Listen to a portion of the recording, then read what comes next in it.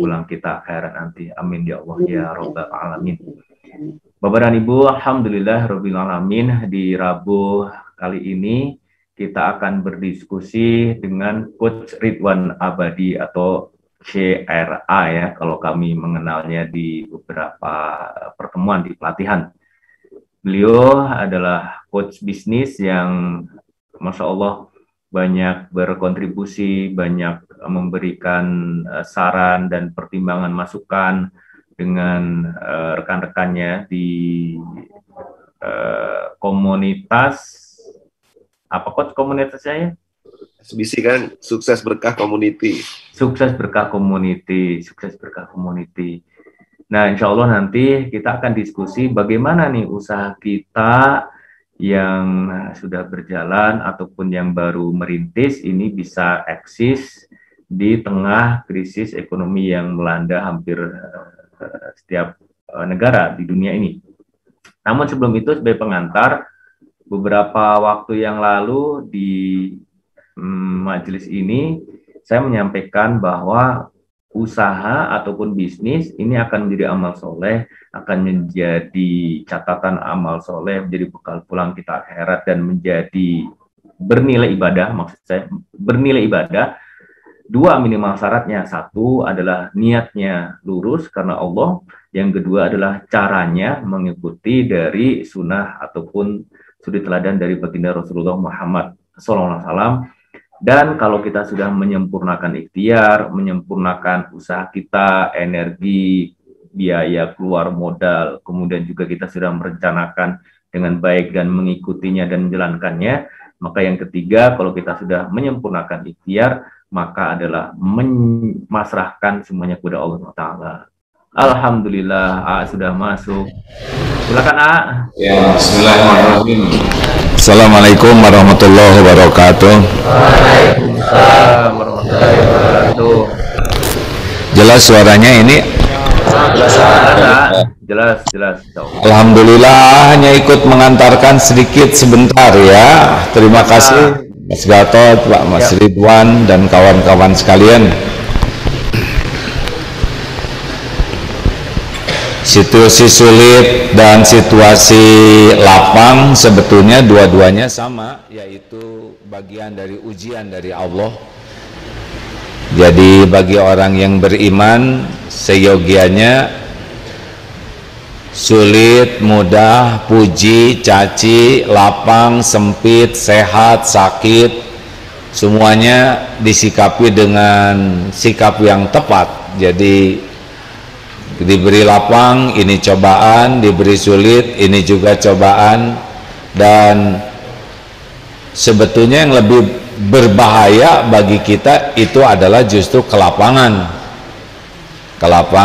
kemudahan, pujian, penghargaan, kekaguman orang, melimpahan. Semakin dimudahkan sebetulnya semakin berbahaya. Bahayanya apa? Lupa ke Allah. Jadi ujub, jadi takabur, jadi ria, seakan-akan semua kelapangan kemudahan itu adalah hasil jerih payahnya. Jadi bagaimana ujian kelapangan kemudahan, kuncinya disyukur. Nah, kalau kepahitan, kesulitan, fitnah, dibuat sakit atau dalam hal-hal yang tidak menyenangkan, sebetulnya ini lebih memudahkan orang dekat dengan Allah. Kesulitan itu lebih membuat orang dekat dengan Allah, lebih memudahkan orang kreatif dan inovatif. Jadi kalau mendengar kata sulit, kemudian hal-hal yang pahit, harusnya kita melihat ini juga sebagai bagian dari karunia. Allah akan memudahkan kita lebih dekat kepada Allah, dan Allah akan membuat kita jauh lebih kreatif, lebih inovatif di dalam memberi solusi. Itu aja dulu lah dari A ya. Masya Allah. Nah, sebelum A berakhir, pertanyaan satu saja A. Ya, sebentar, A besarkan dikit ya. Ini karena A bersama para santri nih. Gimana Mas pertanyaannya? Baik, izin ya Coach, sebelum nanti Coach Ridwan menyampaikan. Nah, untuk menghilangkan rasa gelisah dan khawatir, kalau misalnya usaha pasang surut begitu ya. Nah, itu kekhawatiran-kekhawatiran yang muncul itu kan eh, apa ya, di hati itu kadang-kadang muncul. Nah, cara menghilangkannya. Oh iya, sangat normal, gelisah, khawatir, takut itu software dari Allah. Kalau tidak punya rasa itu tidak normal. Tinggal dibawa kemana kegelisahan ini. Ingat kan prinsip kenapa orang stres? Orang stres itu karena kebanyakan mikir, kelamaan mikir, keseringan mikir, dan kurang zikir. Harusnya setiap kali mikir lari ke Allah, karena tenang itu hanya satu pemiliknya, Allah Subhanahu wa taala. Ala bidzikrillah tatmainnul qulub. Camkan hanya dengan mengingat Allah hatimu akan tentram. Kita harus mikir, kita harus menganalisa, kita harus mengerahkan daya pikir kita, tapi harus segera nyambung ke Allah. Nah, delay, lambatnya nyambung ke Allah, itulah yang membuat gelisah. Kenapa gelisah? Allah yang mengirim alarm di hati kita, ada yang salah nih dari diri kita, yaitu tidak ingat kepada Allah. Ya, kita udah pasti kan ujian yang pertama itu walanabluwannakum bisyai'in minal khauf. Jadi ujian pertama itu sebetulnya bukan kekurangan makanan, harta, jiwa, buah-buahan, tapi yang pertama itu khauf, takut. Ujian pertama itu adalah kecemasan di hati. Jadi yang tidak kelihatan. Baru sesudah itu tentang makanan, kekurangan harta, jiwa, dan infrastruktur. Dan itu tuh sedikit. Walanabluwannakum bisyai', sedikit saja. Dibanding nikmat yang melimpah ruah, ujian itu sangat kecil. Tetapi ya karena kita salah memanage pikiran hati kita, sering membesar-besarkan ujian itu dan mengecilkan nikmat. Jadi dua-duanya nggak lulus, dikasih nikmat nggak syukur, dikasih ujian nggak sabar. Jadi kesimpulannya, kalau kenapa kita gelisah, ya penyebabnya karena kurang ingat ke Allah, ingat tapi kurang yakin gitu. Apa sih yang bikin gelisah, Mas? Bagaimana, izin? Apa yang lagi bikin gelisah? Kira-kira apa di usaha yang lagi bikin gelisah? Pertama, kalau nggak laku, usahanya, jualannya nggak laku. Yang kedua, kalau bangkrut, modal hilang begitu. Tapi kalau lagi keimanannya lagi bagus, aduh khawatir ini jualan nggak berkah begitu, tidak banyak menolong orang, nggak bermanfaat. Kalau lagi ini ya, keimanannya lagi bagus. Tapi kalau lagi turun, ya khawatir nggak laku. Ya sekarang sepeda lagi nggak laku nih. Iya, betul. Berarti harus banyak tobat. Jadi begini, kalau dalam bisnis mah bulat aja bahwa rezeki itu cuma satu pemiliknya, Allah Subhanahu wa taala. Allah sudah menjanjikan setiap makhluk itu ada rezekinya. Jadi bukan takut tidak punya rezeki, tapi takut tidak berkah rezekinya, takut tidak bisa mensyukuri rezekinya ketika diberi, takut tidak sabar ketika ditahan, takut tidak ridho ketika diambil. Karena yang membuka, menahan, menutup, mengambil rezeki itu Allah, makhluk cuman jalannya aja. Kayak sekarang lagi begini, ya memang pasti ada hikmahnya. Nggak laku, ya memang belum waktunya laku. Bangkrut berarti Allah sedang memberikan ilmu baru, ilmu bangkrut ya. Dan yang membayarkan utang kita tuh ya cuman Allah. Jadi bisnis yang asli itu menurut yang alami ini bisnis dengan Allah saja. Dengan makhluk itu adalah jalannya. Jadi jangan sampai lebih sibuk ingat uang, ingat klien daripada ingat Allah yang menentukan segala-galanya. Lah itu ada Coach Ridwan. Udah sekian aja dari AA. Baik. Lah yang ngundang ahlinya ya. Silakan Coach, ini mah dari sudut pandang kajian tauhid ya.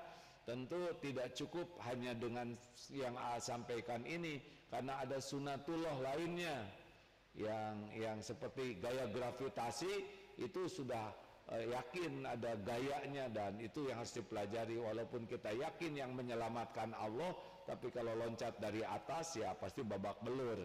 Artinya walaupun yakin rezeki dari Allah, kita harus menyempurnakan sunatullahnya. Fadol ya, silakan ikut menyimak aja ya. Siap, insya Allah. Alhamdulillah. Jazakallah Ustaz, jazakallah khair. Jazakallah khair, ilmunya ya, dan jawaban pertanyaannya tadi. Nah, Bapak dan Ibu, tadi kalau kita menganalogikan sebagai burung terbang, sayap kanannya tadi yang sampaikan. Namun sayap kirinya memang kita harus menyempurnakan ikhtiar, harus menjalankan rencananya, kita harus keluar dari rumah, kita harus menawarkan produk dan jasa kita. Nah, untuk menyempurnakan itu ada Coach Ridwan Abadi. Assalamualaikum warahmatullahi wabarakatuh, Coach. Waalaikumsalam warahmatullahi wabarakatuh. Alhamdulillah. Waduh, jarang-jarang saya lihat Coach pakai kopiah nih. Baik, Alhamdulillah. Dan ini di Pontianak ya? Ya, lagi silaturahim sama teman-teman di Munzalan sama Masya ilmu ya. Allah. Beliau dari Malang terbang ke Pontianak dan pagi ini bisa sharing dengan kita semua. Baik, silakan Coach. Tema kita kan bisnis tetap eksis di masa krisis. Tadi AA secara keyakinan kepada Allah sudah menyampaikan. Nah, tinggal kesempurnaan ikhtiarnya nih. Kiat-kiat apa yang Coach bisa sharing kepada kami semua? Silakan Coach. Baik, bismillahirrahmanirrahim. Assalamualaikum warahmatullahi wabarakatuh. Waalaikumsalam warahmatullahi wabarakatuh. Alhamdulillahirrabbilalamin. Allahumma salli ala Sayyidina Muhammad wa ala ali Sayyidina Muhammad. Rabbi billahi rabba wa bil islami dina wa bi Muhammadan nabiyya wa rasulah. Rabbi zikni ilmu wa rizukni fama ma'abad. Alhamdulillah bahagia banget bisa silaturahim lagi dengan keluarga besar dari Darut Tauhid dan juga seluruh pemirsa yang hadir hari ini. Semoga kajian kita pada pagi hari ini Allah turunkan hidayah dan keberkahan buat kita semua ya. Amin, amin. Allah. Jadi bagaimana kita bisa tetap eksis di masa krisis ya. Tadi sudah memberikan satu fondasi yang begitu luar biasa dan sebenarnya kalau kita memahami itu saja cukup sebenarnya gitu. Tapi karena ini kita ingin melengkapinya dengan sunatullahnya, Masya Allah di masa krisis hampir 1,5 tahun ini nggak kerasa kita sudah hampir 2 tahun ya kita hadapkan kondisi ini. Dan selama hampir 2 tahun, saya mendampingi hampir lebih dari 1.500 UMKM. Ya. Jadi tahun lalu ada 700 UMKM dari Kementerian Pariwisata dan Ekonomi Kreatif, ada Kementerian Keuangan itu kurang lebih 300, saya pribadi itu mendampingi 500. Jadi ada kurang lebih sekitar hampir 1.500-an. Dan proses sampai dengan tahun ini, Masya Allah, ternyata banyak teman-teman itu yang masih bisa bertumbuh. Bukan hanya sekedar survive. Jadi ada yang akhirnya berguguran, ada yang ternyata survive, bisa bertahan, ada. Tapi juga ada yang ternyata masih bisa bertumbuh, tetap eksis, bahkan buka cabang, ekspansi, dan seterusnya. Nah, jadi tidak sedikit juga yang akhirnya bisa berkembang pada saat masa krisis seperti ini. Jadi ternyata ujiannya sama, tergantung kita menyikapinya. Masalahnya yang didatangkan sama, bagaimana cara kita untuk menghadapinya. Nah, inilah yang mungkin harus kita ambil hikmahnya dari kejadian pandemi selama kurang lebih 1,5 tahun terakhir ini. Nah, ada teman-teman, contohnya di Yogyakarta, ada saudara kita, Mbak Asih yang punya Ali Bakery, itu dalam masa pandemi setahun terakhir justru malah bisa buka hampir lebih dari 13 cabang. Tahun lalu, tahun ini masih buka lagi, kurang lebih sudah 5 cabang, dan masih mau buka cabang lagi gitu. Jadi justru dalam masa pandemi ini bukan berhenti, tapi malah bertumbuh gitu. Di Malang ada ayam goreng Nolongso juga sampai sekarang masih ekspansi terus, bahkan beberapa bulan terakhir masih buka terus juga, dan omsetnya masih bertumbuh growth gitu. Ya, kemarin juga ada soto sedap, soto Haji Alwi, terus ada banyak beberapa teman-teman yang lain juga masih bertumbuh. Nah, hari ini mungkin saya sedikit sharing dari pengalaman saya pribadi di perusahaan kami juga yang alhamdulillah 2 tahun terakhir ini juga masih bertumbuh, dan juga di beberapa menti klien yang kami dampingi, kok bisa mereka masih bisa bertumbuh. Nah, pemerintah memberlakukan yang namanya PPKM, kira-kira gitu ya. Nah, belakangan ini ada PPKM, pakai level-level lagi kan. Levelnya udah kayak makan seblak, ada level-levelnya. Nah, PPKM ini akhirnya saya buat sebuah metode dalam mendampingi teman-teman. Jadi saya buat cara yang sederhana deh, saya pakai juga namanya PPKM juga. P yang pertama, ketika kita menghadapi krisis ini, kita fondasi yang pertama P-nya adalah percaya pada Allah. Nah, ini tadi sudah disempurnakan sama jadi saya nggak akan bahas banyak. Jadi fondasi fundamentalnya agar kita nggak goyang. Kenapa? Karena pada saat dihadapkan dengan krisis, seringkali ilmu itu jadi kayak lupa, hilang gitu. Kenapa? Karena kita panik tadi, panik, gelisah, galau dan seterusnya. Jadi akhirnya kayak kita sudah pernah belajar pun lupa gitu. Kenapa? Tahu-tahu omset hilang, tahu-tahu orderan nggak ada gitu ya, tahu-tahu waduh udah tahu laporan keuangan rugi gitu. Jadi kadang suka panik gitu. Nah, sehingga cara yang pertama yang kita lakukan adalah riset. Saya melakukan ya pribadi, internal maupun di klien-klien, saya bilang bahwa terima dulu, yakin dulu bahwa semua ini datang dari Allah. Gitu. Jadi pandemi, ujian ini semua datang dari Allah. Baik itu ujian ke lapangan maupun kesempitan. Baik itu ujian yang ibaratnya membuat kita itu di atas maupun di bawah. Gitu. Nah, mereka yang tidak menerima dengan kondisi pandemi ini, itu yang seringkali menjadi masalah gitu. Tapi kalau saya sudah percaya, oh ya ini datang dari Allah, ini ujian, dan ujian itu tujuannya untuk kita naik kelas gitu. Jadi yang saya sampaikan, yang kita install adalah ujian ini adalah ujian kenaikan kelas. Semua orang dikasih ujian. Tinggal pilihannya kita mau tinggal kelas, ya kita lari dari masalah ini, atau kita mau selesaikan dan kita naik kelas. Nah, maka yang pertama ini, jadi percaya pada Allah bahwa semua ini datang dari Allah, semua ini adalah takdir dari Allah, dan ini ujian untuk kenaikan kelas kita.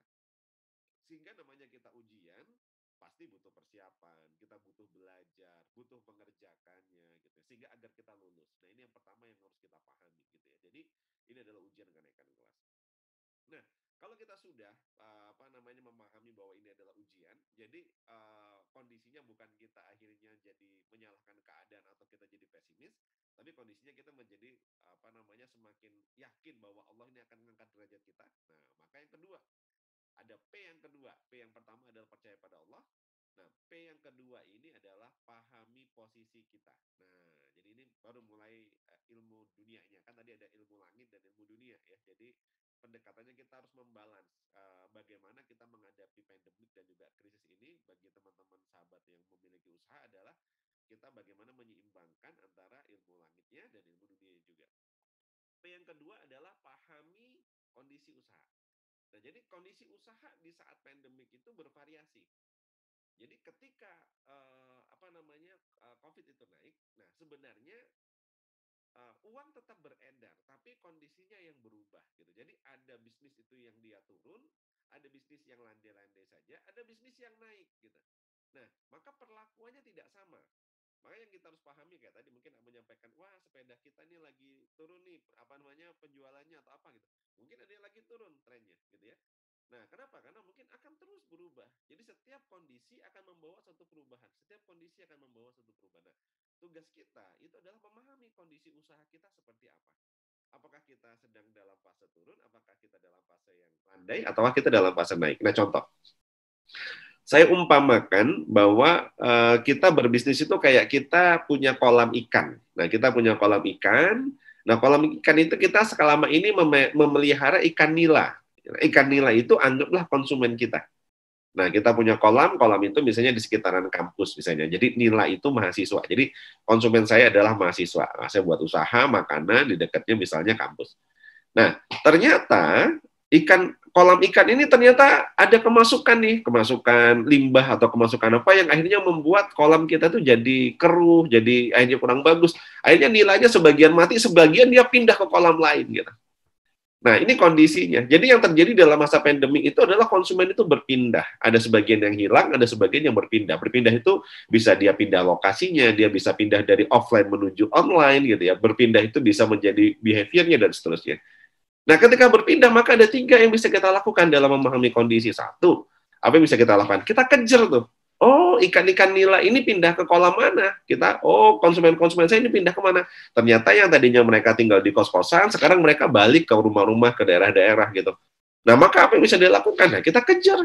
Ya, kita buka bagaimana kita bisa delivery, bagaimana kita bisa kirim gitu. Yang tadinya offline dan karena sekarang nggak boleh buka, kita buka online gitu. Nah, di beberapa klien sudah saya data. Pergeserannya dulu konsumen online-nya cuma 30-40%. Sekarang akhirnya marketnya hampir 70-80% pindah ke online. Nah, ini adaptasi namanya. Nanti kita akan bahas berikutnya. Nah, yang kedua yang bisa kita lakukan adalah kita lihat di kolam yang kita punya masih ada ikan yang lain atau tidak.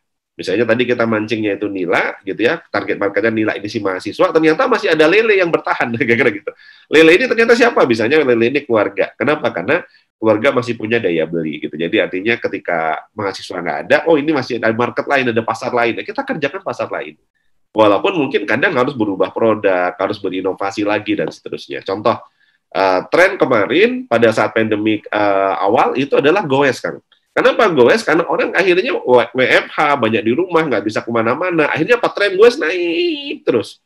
Ketika mulai longgar, orang sudah mulai harus ke kantor lagi, waktunya sudah mulai waktu kerja di kantor, goesnya mulai turun trennya gitu. Nah, ini lumrah kayak tadi gitu, lumrah kayak tadi. Jadi akhirnya sudah berubah gitu. Sekarang contoh sederhana, dulu orang banyak ke mall, makannya gitu. Nah, sekarang kalau masuk mall harus pakai vaksin, behaviornya berubah. Orang akan kemana? Cari rumah makan yang bisa untuk keluarga. Jadi sekarang wisata kulinernya pindah ke rumah makan keluarga. Dia lihat ada Pak Dede nih. Nah, ini rumah makan Lembang siap-siap Pak Dede. Kenapa? Karena sudah akan naik lagi nih setelah ini. Nah, ini yang harus kita pahamin gitu. Jadi kita harus bisa memahami kondisi bisnis kita di mana. Jadi caranya ngelihat ada 3 hal, 3C ini caranya. Yang pertama, memahami kondisi itu, lihat kompetitor. Jadi kompetitor ini sekarang mana yang lagi rame, mana yang lagi naik. Oh, berarti kemungkinan besar permintaan sedang lari ke sana. Oh, usaha kita yang sejenis misalnya, kayak misalnya tadi ada Pak Dede di sini misalnya, oh saya usahanya ada ayam nih. Oh, lihat usaha kuliner yang lain yang lagi naik yang kayak mana gitu. Oh, berarti konsumen lagi suka yang kayak gitu. Nah, itu C yang pertama. Kita lihat kompetitor. C yang kedua, kita lihat customer. Customer itu adalah konsumen. Oh, konsumen kita itu saat ini itu perilakunya seperti apa? Mereka suka apa? Mereka senang posting apa? Kita cek di sosial media, kita cek di mana apa yang paling mereka suka, hobi mereka. Ya, apa yang sudah mereka cari. Dan yang ketiga, yang ketiga adalah corporate, perusahaan kita. Kita evaluasi perusahaan kita seperti apa. Nah, dari sini kita akan tahu, oh, kondisinya adalah kompetitor yang sedang bertumbuh adalah tipe usaha seperti ini, konsumennya itu punya perilaku seperti apa, maka kita harus menyiapkan apa sebagai solusinya. Kayak tadi, apakah mengganti produknya, apakah kita harus merubah cara dari offline ke online-nya, atau seperti apa. Nah, kelihatannya adalah dari 3 hal ini. Nah, itu P yang pertama tadi, itu percaya sama Allah. P yang kedua adalah pahami kondisi usaha kita. Nah, kalau sudah, maka baru ada PPK. Nah, K-nya. K yang ketiga ini apa K-nya? K-nya ini adalah konsisten beradaptasi. Nah, ini poinnya. Konsisten beradaptasi. Dulu, waktu awal-awal pandemi, wah, ada yang tahu-tahu ketiban berkah. Kenapa? Yang tadinya jualannya hand sanitizer, jualan apa, tahu-tahu bisa sampai beli mobil jazz gitu. Kenapa? Karena ketiban berkah. Orang semuanya cari hand sanitizer, sampai harganya mahal, cari masker. Ternyata 3 bulan, 4 bulan hilang. Nah, kalau dia nggak beradaptasi dengan perubahannya, udah selesai di situ dia, gitu ya. Kenapa? Karena ternyata trennya berubah. Dari yang mencari masker, mencari ini, akhirnya berubah. Masuk bulan ke-6, yang dicari apa? Frozen food. Kenapa? Karena orang mulai khawatir mau belanja di luar, nyetok barang makanan. Frozen food hanya bertahan 3 bulan, berganti lagi itu trennya gitu. Nah, ternyata yang dicari apa? Nah, kalau kita tidak beradaptasi dengan kondisinya, kita bisa ketinggalan. Nah, contoh sederhananya apa? Contoh sederhananya, kalau kita ngelihat kayak Pizza Hut.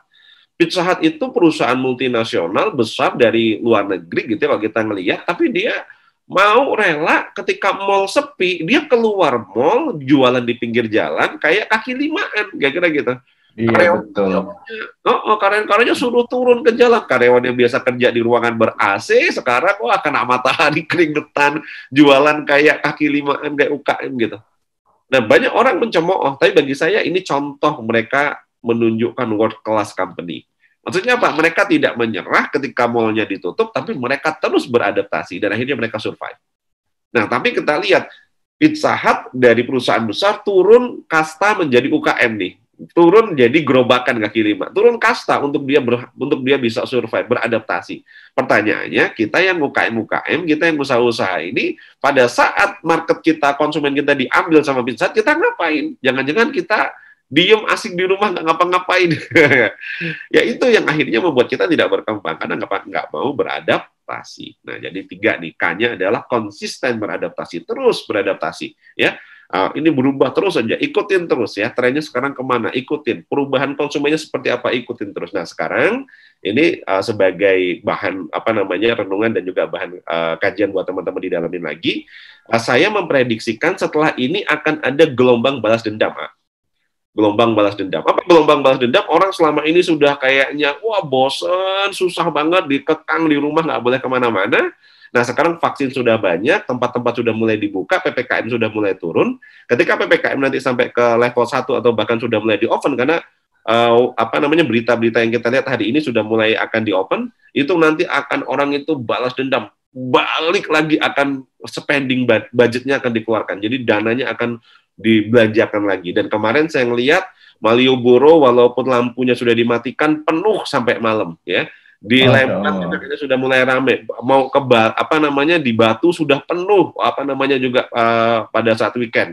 Di Puncak Bogor juga jalanan sudah macet ya, di beberapa tempat ini sudah hampir tidak terasa. Maka prediksi saya dalam waktu 2-3 bulan ke depan akan terjadi gelombang balas dendam. Artinya apa?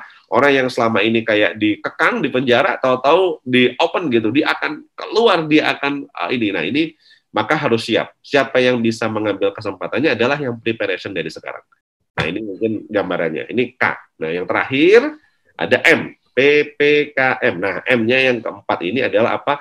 Massive Action and Collaboration. Jadi kita harus masif dalam aksi dan kolaborasi. Kenapa? Kondisi kayak sekarang, sumber daya sangat terbatas, maka mau nggak mau kita harus berkolaborasi, bersinergi dengan banyak pihak, banyak orang, ya. Artinya apa? Ya kalau kita mau sukses, kita mau berhasil, nggak bisa sendirian kayaknya hari ini. Maka apa? Harus gandeng partner, gandeng teman gitu ya. Dan juga apa yang tadi sudah kita pelajari, maka harus action-nya harus masif, lebih berat. Kenapa? Kondisinya bukan kondisi yang ideal. Maka kita harus push tim kita untuk action-nya lebih powerful lagi, lebih masif lagi. Kalau selama ini kita kerja itu skalanya 1 sampai 10 cuma 5, maka sekarang naikkan jadi 7, naikkan jadi 8. Kerjanya lebih produktif, kerjanya harus lebih menghasilkan. Ya, kenapa? Bisa jadi tim kita berkurang, bisa jadi waktu semakin terbatas, maka mau nggak mau kita harus masif action, dan karena kita masif action ini juga butuh sumber daya, maka masif collaboration. Ya, kalau sekarang kita ngelihat mereka-mereka yang akhirnya bisa survive dan berhasil, karena banyak melakukan kolaborasi gitu. Nah, ini kalau seandainya kita tidak mau berkolaborasi, nah maka kemungkinan besar akan berat menghadapi pandemi ini. Nah, gitu kira-kira mungkin Agathot, mungkin yang bisa saya sampaikan untuk awal, mungkin nanti biar waktunya cukup juga untuk diskusi dan tanya jawab, tapi poinnya teman-teman, ada 4 tadi, PPKM ya, percaya kepada Allah. Yang kedua adalah pahami kondisi usaha kita di mana. Yang ketiga adalah konsisten beradaptasi. M-nya adalah massive action dan kolaborasi. Nah, ini mungkin menjadi satu ikhtiar yang bisa kita lakukan, yang tadi akhirnya bisa membuat nih perusahaan kami, juga perusahaan klien-klien kami, itu masih bisa bertumbuh. Karena terus kita cari apa yang bisa dilakukan, apa terus kita tidak berhenti, tidak menyerah dengan kondisi, karena memahami betul bahwa ini adalah ujian dari Allah untuk kenaikan kelas. Ya, semoga bermanfaat. Nanti kita lanjut lagi di tanya jawab. Masya Allah, terima kasih Jazakallahu Khair, Coach, atas sharingnya ilmunya nih, Mas Allah, PPKM ya. Nah, Bapak dan Ibu, silakan mengangkat tangan ya di virtual Zoom-nya untuk menanyakan ataupun memberikan sharing pengalaman terkait dengan bisnis ini kepada jamaah semuanya. Dan ini Coach, ini di live-kan di MQTV juga, di streamingnya Agim dan di medsos sosial beliau, sehingga ini insya Allah dampaknya akan didengarkan banyak orang. Sambil menunggu yang lain, Coach, ini pertanyaan dari saya. Nah, poin kedua kan kita harus pahami bisnis kita. Nah, saat kondisi kapan nih, Coach, kita memutuskan bahwa produk ini memang sudah stuck nih, karena perubahan dari konsumen itu, sehingga pilihannya produk ini apakah dimodifikasi, di rebranding ataupun dibuat nilai tambah lagi, atau memang sudah pindah aja sama sekali gitu, produknya itu ditinggal. Kondisi-kondisi seperti apa itu, syarat-syaratnya untuk memutuskan hal seperti itu? Iya. Nah, jadi secara implementasi, saya punya namanya metrik. Jadi kita buat metrik, sederhana sebenarnya metriknya. Jadi kita kayak buat ada tabel SWOT gitu, SWOT gitu. Kalau yang paling sederhananya, tapi kita pakai 3C tadi indikatornya, kompetitor, customer, dan corporate gitu. Jadi kita ngelihat yang di SWOT 3 hal ini tadi. Jadi, dan itu berkala, continue saja setiap waktu. Karena kalau saya menyarankan perusahaan itu dia punya meeting mingguan dan punya meeting bulanan gitu. Jadi ada weekly meeting istilahnya dan ada monthly meeting. Kita evaluasi. Nah, jadi contoh sederhananya ya. Jadi pada saat awal pandemi, kami di Nolongso itu kami membuat ada produk frozen. Produk frozen itu ayam yang di frozen. Kenapa? Karena tutup, lockdown, nggak bisa ngapa-ngapain, dan akhirnya orang nggak berani datang. Akhirnya kita buat produk frozen nih. Kenapa? Dan itu betul. Fase 3 bulan langsung booming, terus naik terus gitu. Kenapa saya membuat ini? Karena saya ngelihat C yang pertama, kompetitor. Loh, orang sekarang kok rame banget ya ke warung-warung frozen gitu. Jadi warung frozen tuh rame banget. Padahal kan dia bukan kompetitor langsung kita. Ternyata emak-emak, orang-orang itu belanjanya takut belanja ke pasar, takut ke ini, dia nyetok barang di frozen gitu. Nah, akhirnya waktu itu kami memutuskan membuat produk frozen. Dan karena banyak karyawan juga yang harus kita istirahatkan, waktu itu tidak masuk karena bergantian. Karyawan-karyawan ini yang kita minta untuk bantuin jualan. Dan ternyata betul, Masya Allah, bertumbuh signifikan. Tapi setelah masuk bulan ketiga, data metriknya berubah. Data metriknya turun di angkanya. Angkanya 3 bulan masuk bulan keempat itu menurun permintaannya. Kita cek kualitas nggak ada masalah, pricing nggak ada masalah, kompetitif nggak ada masalah gitu. Oh, ternyata pas kita lihat demand-nya yang sudah berturun. Kenapa? Ketika demand, kita cek lagi metriknya, kompetitor kemana? Oh, ternyata pasar mulai buka, orang mulai balik lagi ke pasar, belanja mulai harian lagi, bukan makanan frozen lagi. Oh, tervalidasi. Nah, jadi di titik, kalau ditanya kapan, itu akan berjalan terus tadi, yang adaptif terus, yang terus kita beri. Jadi, ketika grafiknya sudah sangat turun angkanya. Jadi, ketika grafik itu metriknya sudah turun, kita ngeliat, oh, ini waktunya untuk kita berinovasi lagi. Akhirnya apa? Kita turunkan, kita cari. Oke, berarti kalau frozen nggak bisa, atau orang sudah mulai nggak suka frozen, apa yang dicari gitu ya? Ternyata ketemu. Ternyata apa? Anak-anak sudah mulai Zoom, orang tuanya mulai sekolah, dan lain-lain. Akhirnya apa? Bingung. Pengen makan, tapi dia kalau pesennya di warung itu yang ada nasinya, kemahalan. Karena di rumah masih bisa masak nasi. Bingung cuman lauknya aja. Kita buatlah akhirnya paket ala carte. Ala carte itu cuman lauk aja tanpa nasi. Naik lagi, cerat gitu. Nah, terus akhirnya apa? Kita cek lagi berapa bulan ada perubahan lagi. Kita keluarkan ada dimsum. Kita sekarang mulai mainkan lagi dine-in. Nah, jadi itu ada metrik. Jadi kalau menurut saya adalah by data. Jadi bukan by feeling. Kita ngelihat permintaannya dia seperti apa, tapi dibandingkan kompetitor dan customer. Jadi kita ngelihatnya di corporate, kita ngelihat data, di kompetitor dan customer kita ngelihat SWOT-nya. Oh, mereka berubah. Nah, ini yang saya sebut bahwa memang secara bisnis, paling tidak kita punya dashboard atau kita punya data yang bisa kita jadikan rujukan pengambilan keputusan. Jadi di saat memang grafiknya sudah terus turun, yang bukan karena faktor internal, itu jawabannya. Bukan faktor internal itu maksudnya gini, bisnis itu kadang turun karena faktor pelayanan kita jelek, kualitas kita nggak bagus, itu bisa jadi. Tapi ternyata kompetitor naik terus. Jadi kalau kita turun, kompetitor naik, maka bukan ganti produk, tapi perbaiki layanan. Tapi kalau kita turun, kompetitor itu misalnya memang semua bisnisnya lagi turun, maka waktunya untuk kita merubah positioning, inovasi, dan seterusnya. Gitu Pak Gatot. Baik, Masya Allah. Nah, ini kita nggak lengkap nih, Coach, kalau kita belum menyapa Adeda dulu ya. Saya cari nih dulu Adeda. Assalamualaikum, Adeda. Assalamualaikum warahmatullahi wabarakatuh, Adeda. Waalaikumsalam warahmatullahi wabarakatuh. Alhamdulillah. Mas Ridwan, apa kabar? Sehat? Masya Allah, Alhamdulillah bikhair. Doa yang sama, semoga sehat selalu, Adeda. Alhamdulillah. Silakan Nak, mau menambahkan sesuatu yang tadi Iya Mas, dari perjalanan hidup, mulai dari supir angkot, jualan segala, sampai jurkam. Mas Ridwan tahu nggak jurkam?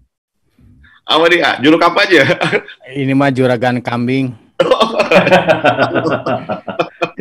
Nunggu WC umum segala, ternyata sederhananya gini Mas Gatot. Jadi bisnis itu melemah adalah bagaimana cara meningkatkan bisnis, meningkatkan kesungguhan.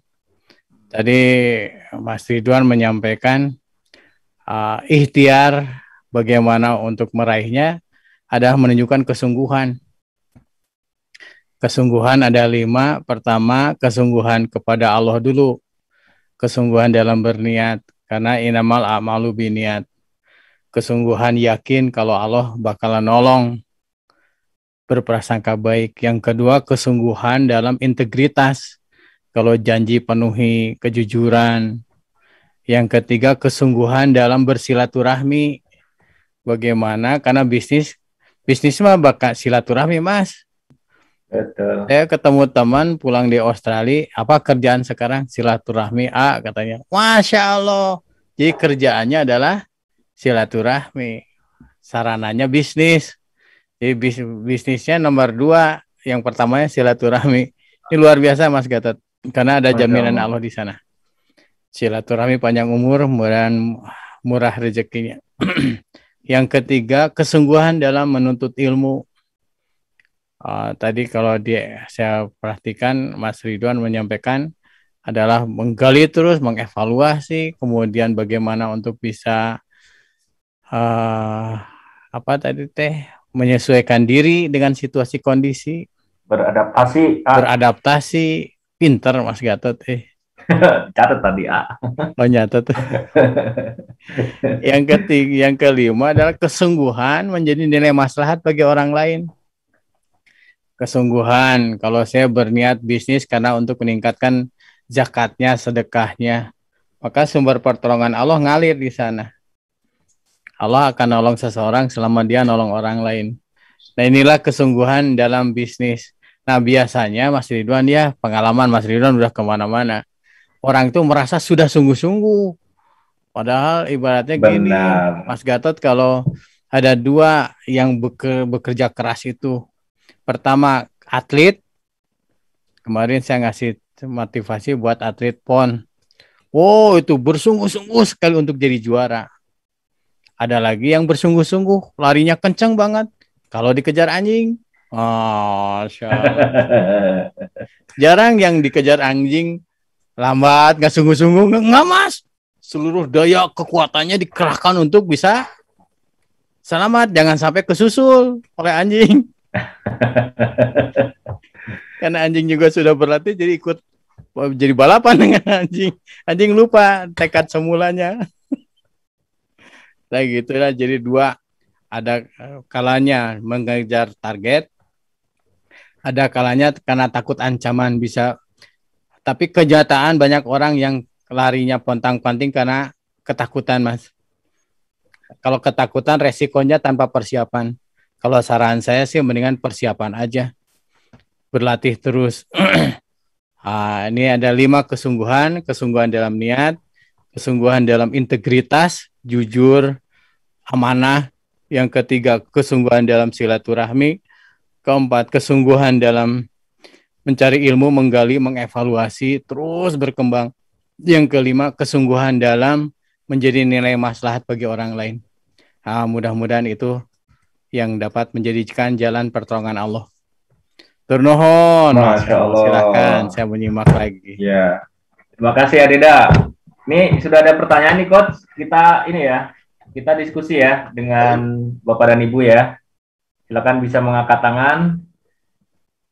Nah, dari Bu Rahmi nih, Coach, ini kan yang tadi disampaikan usaha yang sudah berjalan namun turun. Nah, bagaimana dengan yang baru akan mulai usaha, pemilihan usahanya dan trik yang bisa dilakukan dalam mulai usaha untuk pemula dalam situasi pandemi ini? Silakan, Coach. Ya, insya Allah. Justru sebenarnya teman-teman yang baru mau memulai bisnis masa pandemi ini jauh lebih mudah daripada yang sudah berjalan. Karena yang sudah berjalan, mereka sudah punya biaya, cost, dan juga sudah punya market yang hilang dan seterusnya. Jadi lebih susah dan banyak yang akhirnya lebih mempertahankan itu berat.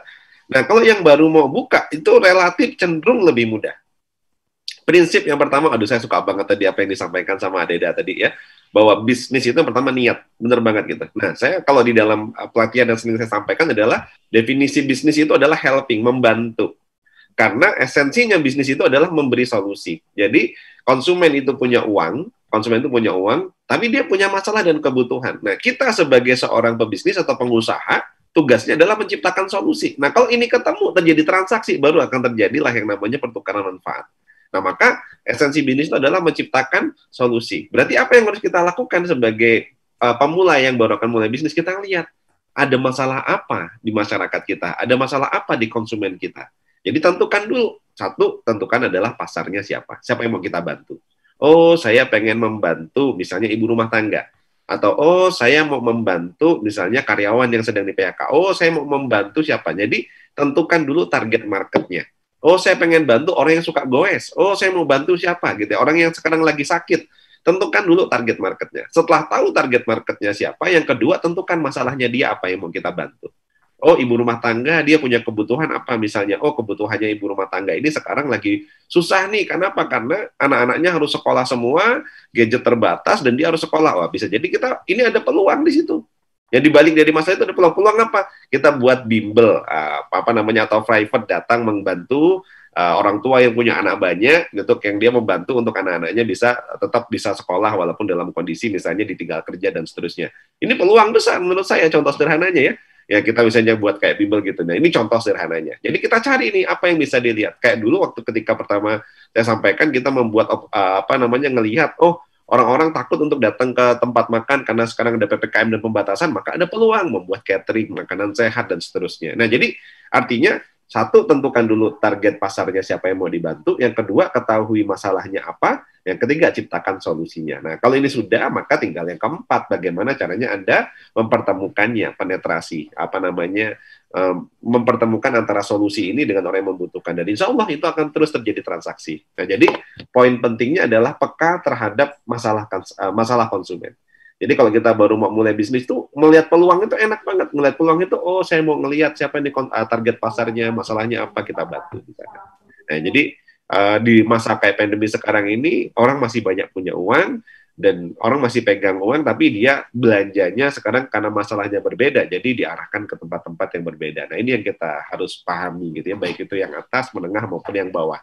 Nah, ini yang mungkin nanti kalau kita ngelihat. Jadi, gitu, Gatot kira-kira, Gatot, jadi apa namanya tipsnya bagi yang pemula. Jadi, dan ini banyak banget teman-teman yang saya dampingi kemarin, memang mereka dalam kondisi baru di PHK dari perusahaan, ada yang memang benar-benar bisnisnya tutup dan harus ganti perusahaan. Justru lebih cepat pertumbuhannya dibandingin yang sudah punya karyawan banyak. Kenapa? Karena mereka bebannya sudah besar, untuk berganti produk atau berganti bisnis itu lebih berat daripada yang benar-benar masih dari nol. Masya Allah. Jadi ingat ini saya, Adeda, ingat karena program Darurat Peduli itu salah satunya adalah tebar wakaf Al-Quran. Jadi di masyarakat kita ini, Coach, di penduduk Indonesia itu ada 147,5 juta penduduk Indonesia yang secara survei Republika gitu ya, dimuat di Harian Republika beberapa waktu yang lalu itu belum bisa baca Al-Quran begitu. Sehingga kemarin kita coba Darurat Peduli itu mengetengahkan program tebar wakaf Al-Quran, bagaimana kita untuk mendistribusikan Al-Quran itu sampai ke pelosok-pelosok, ke musola, ke masjid begitu ya. Nah, salah satunya boleh jadi contohnya ya, Coach, Darurat Peduli dengan programnya memberikan alternatif solusi ya, alternatif solusi agar masyarakat ini yang belum bisa membaca Al-Quran, 147,5 juta nih, Coach, surveinya ya di Harian Republika. Nah, agar saudara-saudara kita ini yang Muslim bisa memiliki Al-Quran dan mendapatkan Al-Quran. Jadi sekalian pengumuman nih, Bapak dan Ibu yang ingin berikut terkait dengan program ini bisa menghubungi Darurat Peduli, bisa di websitenya ataupun langsung transfer ke Maybank Syariah, insya Allah 270-500-3999. Nanti insya Allah teman-teman bisa tulis ya di kolom chatnya, silakan bisa dibantu. Nah, Coach, ini ada pertanyaan lain nih. Maaf, Adeda ada tambahan nggak, Adeda, terkait yang tadi? Menyimak, Mas, menyimak, Mas. Kondisi yang baru mulai usaha dalam kondisi seperti ini? Menyimak aja, silakan lanjutkan lagi. Siap. Saya lagi jadi pembelajar setia. Masya Allah, itu rumus yang keempat tadi yang Adeda sampaikan. Rajin Mas Gatot nyatet. Di rumah dibaca lagi nggak, Mas? Insya Allah, kalau ketemu Adeda nanti kan saya bisa tanya lagi, perdalam lagi. Nah, Coach, ini ada yang nanya. Nah, 3C itu sarana untuk risetnya ini dari IGAA nih, Coach. Apa nih? Sarana untuk survei 3C. Ini ada panduan sekilas, Coach. Caranya gimana nih risetnya untuk 3C ini? Ya. Data mining atau cara untuk kita mendapatkan data itu bervariasi dan tingkatnya berbeda-beda setiap perusahaan. Dari mulai yang paling sederhana sampai yang paling advance. Kalau paling sederhana, memang pengamatan. Jadi yang saya lakukan kalau masih skalanya perusahaannya UKM, ya saya minta timnya untuk mengamati. Ditentukan dulu konsumennya siapa, tentukan dulu kompetitornya siapa. Udah, diamatin saja secara visual. Kita ngelihat, kita ke sana. Kadang kita pun ada namanya intelligent marketing itu ya, kita ikut belanja, beli di sana, merasakan experience-nya. Nah, itu cara paling level yang paling sederhana. Jadi menggunakan pendekatannya kita observasi. Misalnya observasi kok kita malu, kita bisa stalking lewat sosial media, lewat data internet, data online gitu. Bahkan saya sering menggunakan data Google Trends, datanya apa namanya yang disediakan sama bahkan kayak Gojek, Grab itu dia akan merilis data juga. Bulan ini yang paling tinggi permintaannya apa, bulan ini yang apa namanya produk-produk 5 bestsellernya apa gitu. Nah, namanya data mining gitu. Jadi data mining ini penggalian data ini banyak metodenya. Mau lebih fun lagi, kita harus membangun sistem CRM di perusahaan kita.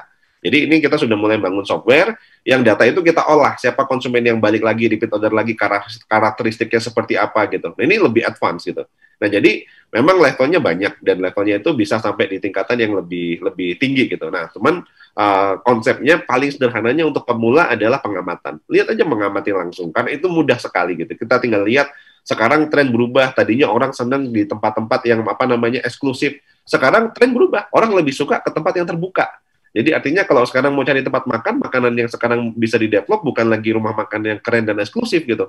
Tapi orang lebih prefer sekarang mencari tempat yang itu dia open space. Kenapa? Karena dia lebih luas, dia lebih ngerasa aman, dia lebih ngerasa safe dengan tempat-tempat yang open space. Dan kami buktikan kemarin, sebelah Asgar itu mayoritas outletnya ada di dalam mall. Pada saat pandemik babak belur kita gitu. Terus akhirnya apa yang kita lakukan? Kita cari tempat yang jauh lebih murah, hanya sewanya rendah sekali di pinggir sawah. Kita buat soto di pinggir sawah, kita open, ternyata apa? Masya Allah, ramai banget gitu. Jadi pertumbuhannya gitu. Yang datang siapa? Orang yang naik sepeda, pagi-pagi sarapan, makan soto gitu. Siangnya kita buat ada beberapa produk, nasi ayam, dapat segala macam. Dekat sama kampus, ada kampus UAD di Yogyakarta, itu sore nanti anak-anak tuh ada meeting, ada apa segala macam, full dari pagi sampai sore itu ada terus konsumennya gitu. Nah, setelah kita amati memang mayoritas sekarang banyak orang yang takut untuk bukan takut ya, tidak memilih untuk tempat-tempat yang tertutup ber-AC atau apa, tapi lebih memilih tempat terbuka gitu. Nah, ini contoh. Dari mana tahunya data seperti ini? Tahunya dari pengamatan. Nah, ini pengamatan ini menjadi satu ini. Contoh kalau kita lihat trennya sekarang banyak orang senang trekking, jalan ke gunung, naik sepeda, apa segala macam ini karena memang ada pergeseran. Nah, dari mana dapatnya? Pertama dari pengamatan. Yang kedua, mau lebih advance, kita harus mulai mempelajari data-data yang disajikan oleh lembaga-lembaga yang kredibel kayak tadi Google, dia mengeluarkan ada Google Trends gitu ya. Terus kita kayak GoFood, Gojek, Grab, lain-lain itu dia akan ngerilis data bulanan. Nah, saran saya mulai punya tim yang aware dengan hal seperti ini untuk kita ngelihat behaviornya kemana gitu. Bahkan setahun sekali ini kayak kita sudah mau akhir tahun, itu banyak lembaga riset dia akan keluarkan banyak sekali data. Saya punya tim yang kerjanya nanti ini hunting nih. Oh, ini nanti Marklos akan keluarkan apa? Ini akan dia keluarkan data apa? Nah, ini data-data itu nanti biasanya akan saya kumpulkan validasi untuk bahan raker setahun ke depan. Oh, perkiraan dari beberapa lembaga ini tahun ke depan itu proyeksinya akan seperti apa. Nah, ini contoh-contoh yang bisa kita lakukan. Nah, ini bentuk ikhtiar bumi kita lah ya, ikhtiar secara dalam artian knowledge, walaupun tetap hasil akhir saya sangat yakin sekali Allah yang menentukan. Kira-kira gitu. Masya Allah. Jazakallahu khair, Coach. Terima kasih. Menambahkan sedikit ya. Contohnya gini, Bu. Kalau misalnya kita mau bikin usaha bengkel di pinggir jalan, maka surveinya Senin ke Senin. Lihat motor dan kendaraan apa yang lewat di jalan itu. Karena kebiasaannya kan orang lewat di situ dari hari mulai Senin, Selasa, Rabu. Kemudian nanti lihat lagi hari Senin lagi. Begitu. Kami Senin nanti di banyak apa kira-kira model ataupun bentuk kendaraan yang lewat di situ, apakah kendaraan bermotor atau mobil atau apa ya secara sekilas ya. Baik, Coach, ini nah ada dari Bu Sriani ini, Adeda ada pelatihan untuk calon-calon pemula nggak? Justru kita nih berkolaborasi dengan Coach Ridwan dengan berkah bisnis berkah, sukses berkah. Sudah lama nggak ketemu, lupa. Sukses Berkah Community dengan Duta Transformasi Insani itu membentuk nih Bapak dan Ibu, membuat pelatihan untuk pemula ya, Adeda ya, dengan Duta Transformasi Insani. Semoga nanti kita bisa menyampaikan nih Adeda programnya untuk pelatihan pemula buat bisnis ini ya, insya Allah. Iya, siap Mas Gatot. Dan Bapak Ibu yang baik, di Darut Tauhid mewujudkan generasi ahli zikir, ahli pikir, ahli ikhtiar. Termasuk diantaranya karena Agim berlatar belakang seorang entrepreneur, maka pesantren kita juga melahirkan terus sampai ada programnya, Mas ya. Akhlak plus wirausaha APW. Karena dulu Mas Ridwan, Agim, waktu merintis awal sebelum adanya pesantren ada KMIW, Kelompok Mahasiswa Islam Wirausaha, bukan Wira Suhatma, itu mah saudara. Gitu Mas Gatot. Jadi digulirkan terus sampai ada koperasi segala macam. Qadarullah Allah takdirkan. Insya Allah Bapak Ibu yang baik sesegera mungkin akan disampaikan kapan kita akan mulainya. Insya Allah. Baik, terima kasih ya Bu Sri. Baik, ini Coach ada menarik nih. Assalamualaikum. Bagaimanakah caranya kita mengenalkan produk baru nih Coach? Mengenalkan produk baru apabila kita mempunyai nama brand yang spesifik, misalnya nama brandnya itu mie, tapi ingin menjual nasi uduk begitu ya.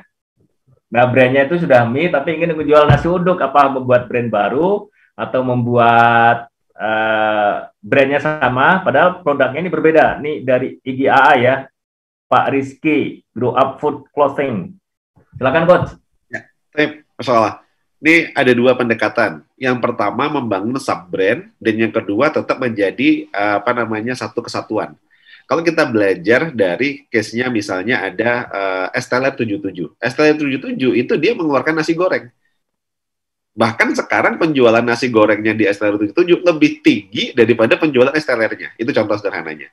Terus ada lagi misalnya kedai teh saya lupa namanya teh Tongji atau apa. Dia buat kedai yang akhirnya sekarang jualan makanan, ada mie-nya juga. Dan mie-nya penjualannya juga tinggi sekali. Nah, ini yang terbaru di Nelongso, kami juga mengeluarkan ada mie. Yang selama ini Nelongso itu terkenal jualannya adalah ayam, kita menjualkan sekarang ada mie gitu. Nah, mie ini jadi satu produk penetrasi gitu. Nah, maka pendekatannya apa? Ada dua. Yang pertama adalah menggunakan misalnya masih satu kesatuan. Kalau dalam satu kesatuan, maka tinggal pendekatannya adalah pendekatan kita promosi.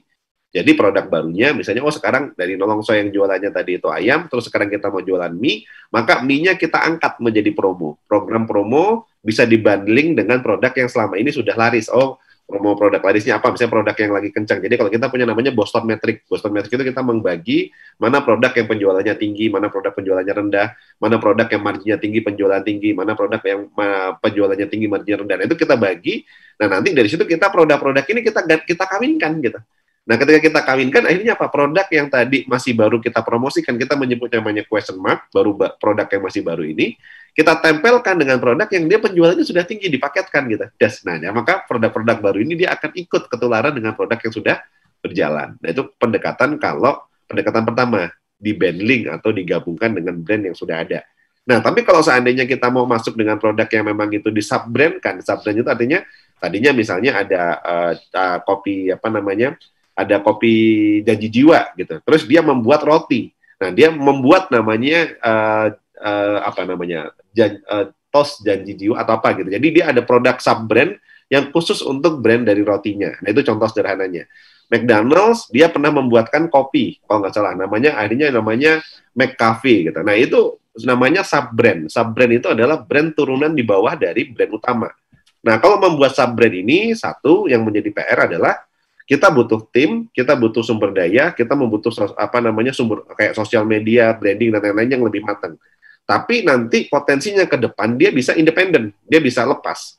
Contohnya kayak Garuda ketika dia membangun sub-brand Citylink. Dulu Citylink by Garuda terus nempel terus, tapi satu saat bisa dilepas, Garuda jalan sendiri, Citylink bisa jalan sendiri. Nah, ini kalau misalnya memang proyeksi jangka panjangnya kita mau pecah anak perusahaan gitu. Tapi kalau tidak, cukup dia jadikan produk. Nah, jadi pendekatannya tadi menggunakan pendekatan promosi yang di bundling atau di bundling itu dipaketkan dengan produk yang sudah laris gitu. Jadi itu nggak ada masalah. Catatannya satu, selama sudah divalidasi. Validasi itu apa? Jangan langsung gencar dulu, tapi kalau kami waktu mengeluarkan mie itu kita trial dulu di satu outlet. Coba sih satu outlet kita buka, ada permintaan apa enggak? Satu outlet ternyata banyak permintaannya. Oke, kita naikin ke online. Hanya bisa dibeli pas online. Kalau offline nggak ada. Banyak nggak permintaannya? Ternyata ada outlet tertentu yang bagus, ada outlet tertentu tidak. Oke, nah baru setelah itu kita mulai pengembangan daerah mana saja yang kita open, nggak semuanya. Kira-kira begitu. Baik, alhamdulillahirrahmanirrahim. Arida dan Coach Ridwan Abadi tidak terasa nih, sudah 5:57, 3 menit lagi kita harus akhiri acara ini. Dan Arida, ada? Ya, intinya sekali sih pakai ilmu ya Mas Ridwan ya. Masya Allah. Iya, kenapa orang stres? Karena begini nih, katanya Bapak Ibu, Mas Suranto, kelihatan nggak? Jadi kenapa orang stres? Karena ilmunya melebihi masalahnya. Kenapa orang tenang? Kenapa orang stres? Karena masalahnya melebihi ilmunya. Kenapa orang tenang? Karena ilmunya melebihi masalahnya. Jadi belajar aja terus Pak Dede. Ngedip aja dari tadi. Iya tuh Mas Sadek melotot terus. Kayak gitu, jadi belajar aja terus. Makanya konsep setiap orang adalah guru, setiap tempat adalah kelas, setiap kejadian adalah ilmu menjadi bagian penting, Mas. Karena kuncinya berilmu terus. Masya Allah, makanya saya juga belajar aja terus. Sekarang senang ketemu Mas Ridwan nih, nyatet terus dicatat lagi, Masya Allah, jadi bekal. Alhamdulillahirabbil alamin. Alhamdulillah. Terima kasih, jazakallahu khair, Adeda. Coach Ridwan, ada yang mau disampaikan terakhir, Coach? Ya. 2 menit terakhir, silakan. Closing statement-nya, Insya Allah. Iya. Ternyata setelah semua ilmu, jadi kalau di SBC kita mengajarkan 3 pilar, ya, ada iman, ilmu, amal. Ilmu yang tadi sudah kita pelajari akan sia-sia kalau nggak kita amalkan. Karena ibaratnya sedaging-dagingnya ilmu, ya kadang banyak orang bilang kadang, wah ini ilmu daging semua, kira-kira gitu. Daging juga kalau nggak segera dimasak nanti akan basi. Sama ilmu. Betul. Dieksekusi, dia tidak akan menjadi manfaat. Maka apa yang sudah dipelajari hari ini semoga bisa kita ambil. Walaupun nggak banyak, segera eksekusi, segera praktekkan. Tapi ternyata ada satu lagi yang terakhir, ya. Setelah ada amal, maka tadi jangan lupa. Yang pertama yang menjadi pilar, bahwa semua hasil akhir itu Allah yang menentukan. Maka sandarkan bahwa semua niatan kita berbisnis, berusaha itu adalah mencari ridho Allah. Ya. Seperti tadi mungkin Agatot mengenalkan saya CRA. CRA itu sebenarnya bukan Coach Ridwan Abadi, tapi CRA itu untuk mengingatkan saya bahwa semua yang kita lakukan adalah CRA, cari ridho Allah. Masya Allah. Kalau seandainya kita terus mencari ridho Allah, Allah yang akan menuntun kita untuk menemukan jalannya. Insya Allah, semoga manfaat dan semoga seluruh saudaraku yang hadir hari ini, yang mohon maaf pertanyaannya tidak semuanya bisa terjawab, bisa nanti mungkin klik di sosial media saya, banyak materi-materi bisa diambil. Semoga Allah beri hidayah kepada kita semua dan semoga Allah tuntun kita semua untuk istiqomah, ya, istiqomah berjuang di jalannya sehingga Allah berikan solusi-solusi atas masalah-masalah kita. Alhamdulillah. Terima kasih banyak, Agatot, Adede. Terima kasih. Alhamdulillah. Alhamdulillah. Baik, Bapak dan Ibu, jam 6 sudah dan kita harus akhiri MP pagi ini. Kita baca hamdalah bersama. Alhamdulillahirabbil alamin. Doa majelis. Subhanakallahumma wa bihamdika asyhadu alla ilaha illa anta astaghfiruka wa atubu ilaik. Coach Ridwan, terima kasih. Adeda, hatur nuhun. Terima kasih. Mas, ini ada santri mujur, maksudnya gimana, Mas? Pak Ubaidillah nih, alhamdulillah. Ini di medsos A sudah selesai ya.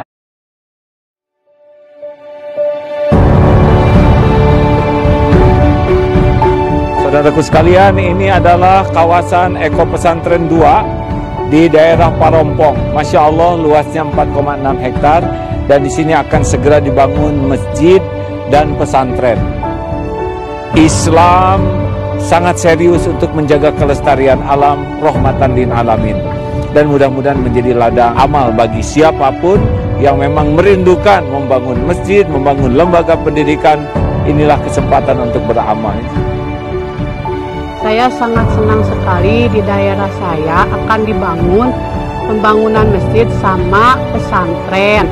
Semoga pembangunan di sini lancar dan diberkahi sama Allah.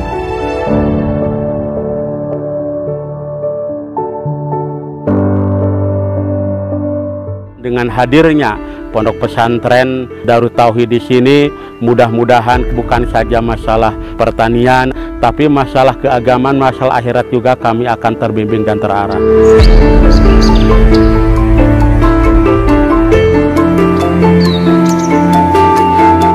Alhamdulillah, berada di tanah wakaf yang insya Allah di tanah ini akan dibangun masjid dan pesantren Eko Pesantren 3. Ini benar-benar karunia Allah karena pemandangannya sangat indah, suhunya sangat baik, dan menariknya pesantren ini memang akan dibuat green pesantren, jadi pesantren yang sangat memuliakan alam ini sebagai pertanggungjawaban umat Islam, rahmatan lil alamin.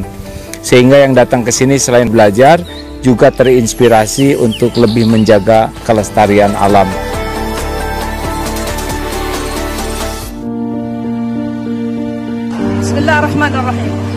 سكان غزة منطقة الزيتون. المنطقة هذه معدومة نهائي من المياه ومن الصرف الصحي. احنا اولادنا ما عندناش مي للشرب، المي عندنا ملوثة كليا. عندنا الاطفال عندهم امراض صدرية وعندهم جرب. مناشدة لأهل الخير اللي في قلبهم رحمة تنجدونا من هالمنطقة، مشتهين شربة مية. وأنا ست كبيرة شايف كيف حامل القلق، عندنا أطفال عندنا صغار، أطفالنا مرضوا من المية الملوثة. إحنا بنيجي من آخر الدنيا عشان نعبي مية، تفحروا لنا بير مية يشعلوا نهر جاري في الآخر يا رب.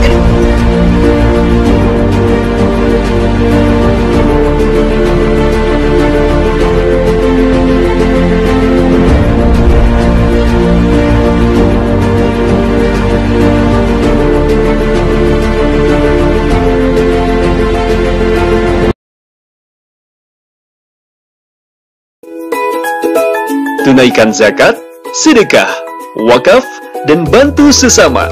Kini mudah. Bagi kamu yang ada di dalam atau luar negeri, caranya buka browser, ketik dtpeduli.org/donasi. Pilih jenis donasi, isi biodata diri, kemudian isi nominal. Pilih metode pembayarannya. Ada via transfer bank, virtual account, e-wallet, scan kris via e-wallet, gerai atau minimarket, kartu debit, dan PayPal. Dapatkan notifikasi kode pembayarannya. Input kode pembayaran di channel pembayaran. Lalu kamu akan dapatkan notifikasi donasi sukses dari DT Peduli ke nomor HP kamu berupa WhatsApp dan SMS. Mudah, cepat, dan transparan kan? Ayo, segera lakukan donasi di dtpeduli.org/donasi.